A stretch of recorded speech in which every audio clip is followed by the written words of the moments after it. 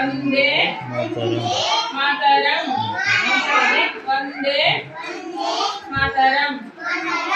ಈ ದಿನ ನಮ್ಮ 80ನೇ ಸ್ವಾತಂತ್ರ್ಯೋತ್ಸವ ಆಚರಣೆ ಮಾಡ್ತಾ ಇದ್ದೀವಿ. ಇವ್ರ್ಯಾರು? ಗಾಂಧೀಜಿ.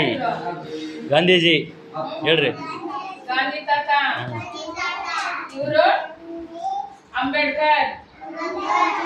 ಇವರು ನಮ್ಮ ದೇಶಕ್ಕೆ ಸ್ವಾತಂತ್ರ್ಯ ತರಲಿಕ್ಕೆ ಹೋರಾಟ ಮಾಡಿದರು ಗಾಂಧಿ ತಾತ. ಇವರು ಜೈ ಜೈ ಬೋಲೋ ಮಾತಾ ಕಿ ಜೈ, ವಂದೇ ಮಾತರಂ.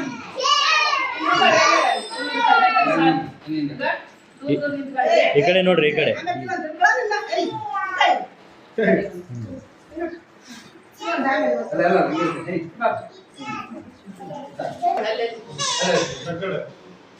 ನೋಡ್ರಿ